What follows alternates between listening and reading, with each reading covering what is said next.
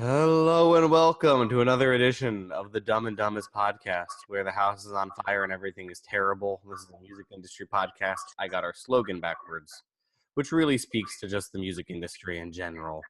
Yeah. I'm Matt Bacon. This is my beautiful co-host, Curtis Dewar. That's me. I've got my NPR voice on today for some reason. Yeah. Today, we are talking about... We're going back to Threatin. We're going back to Threatin because that's what raised our numbers the most in fucking several months of doing this fucking podcast. So clearly, that's what you want to hear about. And I triggered Albert Mudrain at Decibel by sharing the info about it. I got publicly blasted on Twitter by the editor-in-chief of Decibel magazine for even sending a press release out regarding Threatin. It was awesome. There you go. See, this is hard talk. Hard news. Very America. So yeah, if you are a band trying to hop on the Threatin train, tweet to Albert Mudrain. Is for you. Just tweet to Albert Mudrain and say you liked the Threatin episode of Dumb and Dumbest, and then he'll probably tweet that out, and you'll be famous. Trust it'll make him so angry. It'll be great. This is not going to help my prospects for the magazine in the future, so I probably shouldn't say this. Point being, okay, so this is, we promised, the last Threatin episode. Barring extraordinary events, which will probably happen, I think. So the bassist, I think he was the bassist, did an interview last week where basically he said he had a great time working for Threatin. He thought it was amazing. But then proceeded to say that he came back home because basically his parents made him come back home, even though he's like a 26, 27, 28, 29-year-old guy, because of all the negative publicity. But he said he would totally work with Threatin again, felt he was very professional, it went very well. And basically it was interesting, to say the least, because it was like if you haven't watched it, it's like a 6-minute long video that's posted on YouTube, but you can also see it at Metal Sucks, Metal Injection, Loudwire, and all the rest of it. Because they, like us, also want the clicks on us. Yes, we're all about all the Threatin all the time. Yeah, that's right.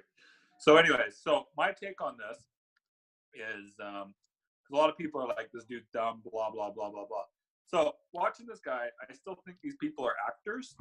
I noticed that Dane hasn't been in communication with anybody, not even Matt, who offered him to do a free bio, right, Matt? Yeah. So Matt went out of his way and offered Dane, the drummer, some free help with a bio. We were going to help him with some PR angles and stuff for his other projects and stuff. And basically, he has not accepted the offer. He hit me up the other day saying he was working on stuff, but it was very strange. Like, you don't expect someone who's seems a little half-hearted to hit you up about stuff on Thanksgiving. Yeah, exactly. And it's very strange. Now, the other thing that I've noticed too, just as an aside before we go into anything else, if you go on Twitter and you mention the name Threatin at all, and you talk about him, all of a sudden what appear to be bots pop up and start engaging with you. It's like people with like 20, 30 followers with like, they look like fake accounts, and they'll start talking back and forth with you about it. Now, I didn't notice this at first, but then all of a sudden I was getting all these replies back from these people I don't know. And then I started looking at the accounts and I was like, these people look fake, just as an aside.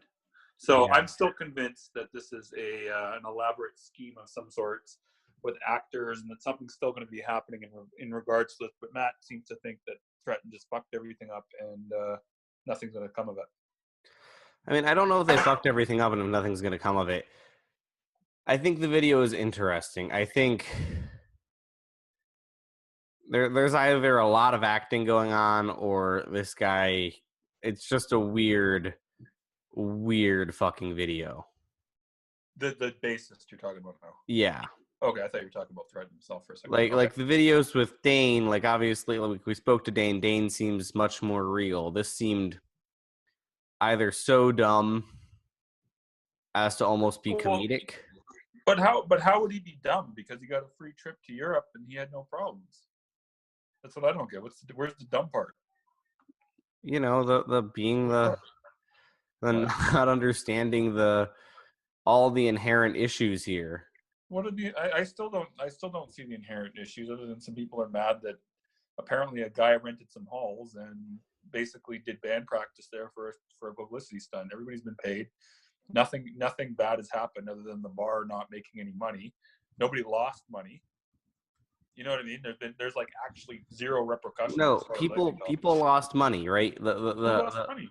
They everything I've seen is all the expenses were covered by the hall rental. No, but yeah, but they didn't. But they're supposed to make money on, like, he paid for all the staff and stuff, Yeah. but those places pay for their fucking rent and all that bullshit. Yeah. But by drinks, like, Yeah, that's the thing, is like not having a night that's supposed to be packed. Yeah. Like, you need that money coming in if you're. But they broke even, to my understanding. There was nothing made, but they didn't lose anything. That's my understanding. And if I'm mistaken on that, that's cool. You're mistaken, because like, they didn't lose anything on staff. Yeah. But they did lose on all the other important stuff. But no, they lost potential sales, but they didn't actually go in the red because of it, is what I'm saying.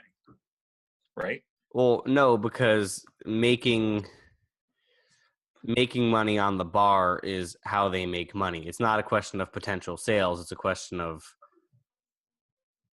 like, if they're not selling drinks, they're kind of boned. Okay, my understanding was that the drinks were were extra profit. But if the drinks are not extra profit. The drinks are the entire thing. Okay, I don't know anything about this, so if I'm mistaken, that's fine. But anyways, at least the costs were covered for the hall. Other than that, nobody's lost anything other than some bar sales. Yeah. Now, like, this all being said, like, I'm just deeply confused about how he could think any of this was, like, not a big deal. I don't. It's he got all this publicity. He got a free trip to Europe. Like, what? Like, you know, like, if he's legitimately not an actor, like, what did he lose? Nothing. And there's nothing. Like, he got to stay in these places in Europe. He got to tour Europe. You know, like, seriously, like, what's the problem here? I don't see a problem. He wasn't scammed. Nobody was scammed, other than like you said, if people losing at the bar. But, you know, I'm not saying it was the most ethical thing in the world for Threatin to do. Obviously, I'm just saying that in reality, this bassist did nothing wrong. No, I don't think he did anything wrong. But, like, would you work if you were the bassist? Would you work with Jared Threatin again? If he paid for my trip to Europe and all my room and board, sure, why not? Wouldn't you? No, because you wouldn't pay. You wouldn't. The guy offers to take you to Europe on an all expenses paid trip, and you're just going to say no? Why? Yeah, because this is like, because what's the point of going to Europe if it's a joke and you're playing to no one and no one cares? Like the thing is, the thing is, like, it's not like any actual action was taken on this whole shit. And that's where it falls down to me, right? Is it's not like they did something, you know, it's not like it turned into like a record release or something. And that's why it still could. We don't know.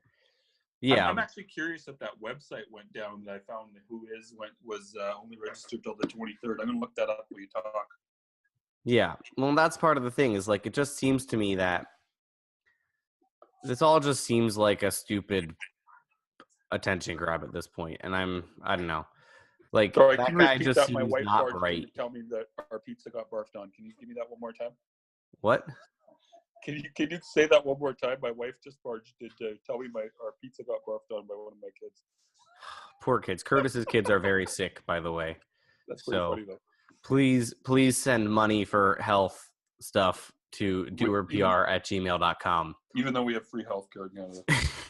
Even though you have free healthcare and don't actually worry about it, you should send Curtis money anyway. I do have to buy Advil for them, so you can send me $5 for Advil or whatever that could cost. Anyways, you want to repeat what you said while I'm looking up the fake blog? You know, yeah, it seems like this just isn't something you want to be affiliated with, you know? And, like, again, like, there's a level of just unadulterated ignorance here that is frankly impressive. Oh, 100%. But here's the thing, is that if it would have turned out into being a release, you would be a lot more impressed. I'd be very impressed, but I'm not impressed right now, because I'm just like, clearly he found, like, to me, it looks like he found a bunch of low watt bulbs and was like, look, do you want to play Europe? And they were like, Europe? And again, Europe isn't always all as cracked up to be. Like, a lot of bands seem to think that they're going to go to Europe and it's going to be great. But, like, I can tell you, like, even Harm's Way, just the first example that comes to mind. Like, I know those guys. I've talked to them about this shit. Like, they are like a known fucking hardcore band on Metal Blade, and they still play shows in Europe to, like, not a lot of people sometimes. And they probably also get tour support from Metal Blade too, I would imagine. Yeah, well, they get promotion and stuff. Like, there's a whole machine there, so, like, don't think it's gonna magically get easier because, like don't think that Europe is like this magical faraway place where the sun is always shining and the air smells like warm root beer. Well, I don't think that's why they went, though, Matt. I mean, in my opinion, and this is from someone that's only been to, like, Europe for, like, a couple hours on a stopover to South Africa, or UK, rather. It's a foreign land that most people in North America have not been to, so to them it would be exciting. For you, because you were born over there, correct? Yeah. It's not exciting. You go there all the time. So I appreciate that. I think for you, it might be a bit of a different thing. It's like, oh fuck yeah, Europe, who cares? But in the eyes of other North Americans, it's like, ooh, Europe, ooh, That's fair, and I'm willing to accept that. I just think, like, to me, if I got offered a free, all expenses paid trip to Europe to go hang out with some dude that's gonna play a bunch of empty shows, but I'm getting all my expenses paid, I'd say fuck yeah, just because I get to go to Europe. You, on the other hand, you're like, fuck, I don't want to go to Europe. I'd rather stay in New York or something. Yeah, well, I don't want to go anywhere. I just want to stay at home and whatever you want to drink tea, hang out with my cat. But my point is that I appreciate where you're coming from. That's very accurate, actually. I haven't thought of that. And it's true that, like, free trip to Europe is a free trip to Europe. Yeah, and most people think that's going to be awesome. Yes. That being said, I think,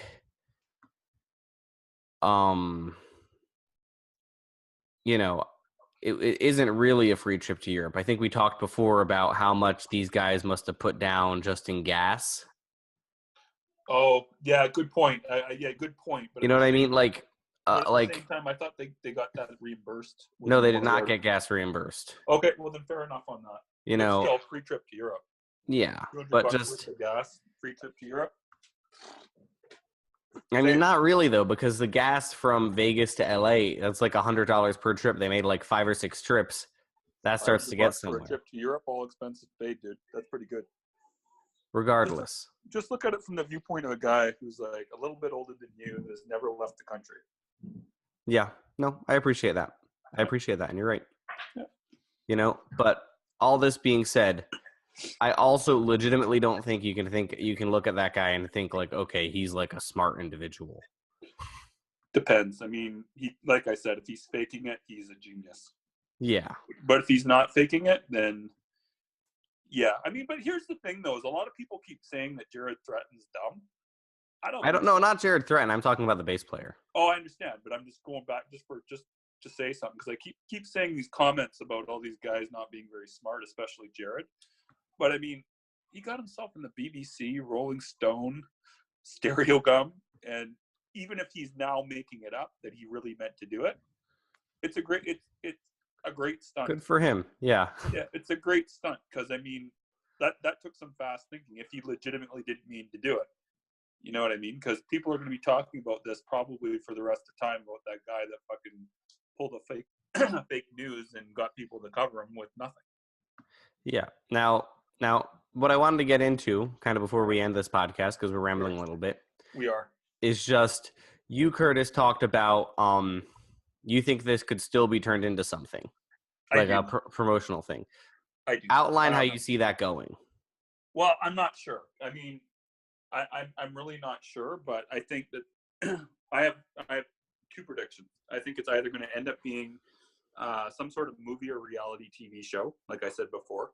I still believe that, and it could be still in pre-production or not pre-production, whatever type of production it's called when they're still editing everything. Post-production, I think is what you call it. Or it's still going to be leading up to a surprise thing later in the year. where it ends up being like Borat or something like that, like Sacha Baron Cohen, where it ended up being like he'll do the same thing again with other people and it's another stunt. You know what I mean? Yeah. And then it ends up being like a movie as a result of that. So, you know, it's not just one-time scam, but two-time scam, then three-time scam or something. Like, this is my guess. It's like, it's a comedian or it's a film. How long do you think the window is before it can no longer be effectively taken advantage of? Oh, I think they got tons of time, dude. Because I mean, just think about it. So if this was like the pre-game for the next scam, he now knows what he has to do, and he knows all the things he has to do, not all the mistakes he doesn't want to make again, right?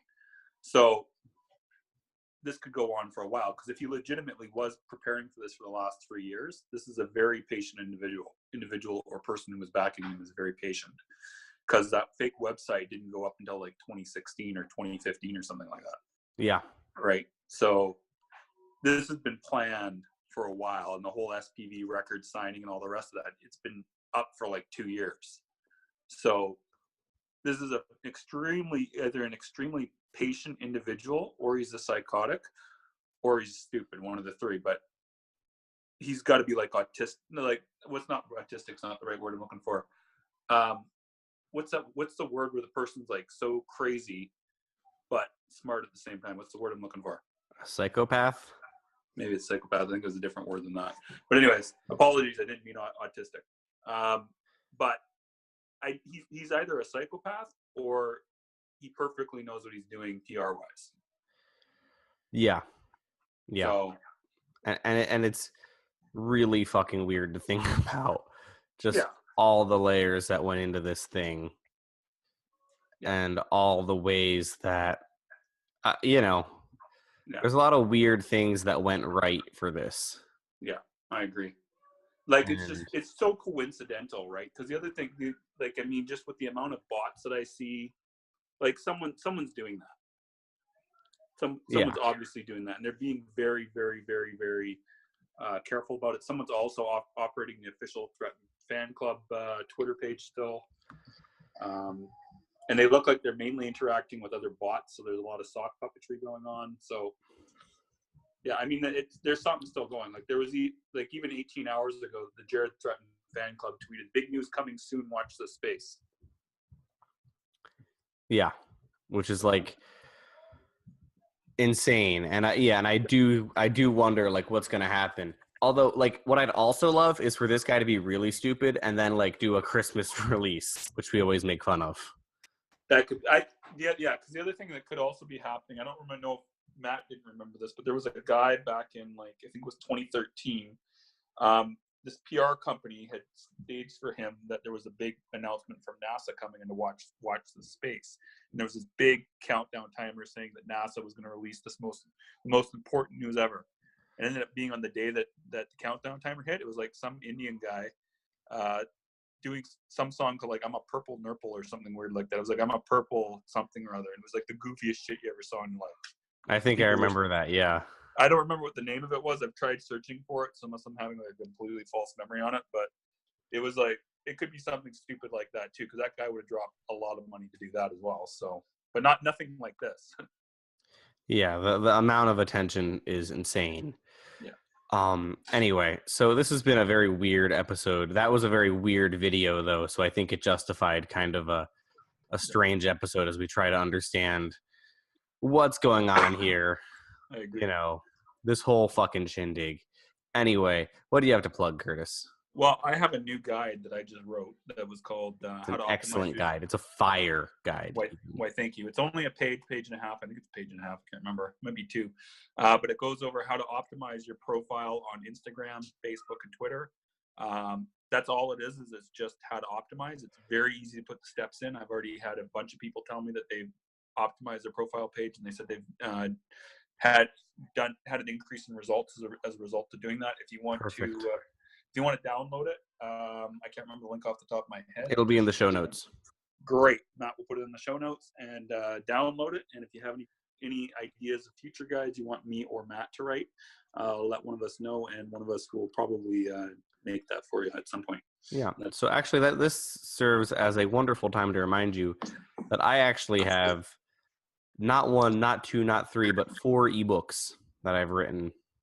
That's right, you do. On band life. So I'm going to include those in the fucking show notes too. Cool. Okay. Maybe if you're really nice, we could even cover a little bit about one of those topics in a future episode. Yes. Maybe. If you're good. If you're good. Anyway, thank you guys for listening. Are we done now? Jesus Christ.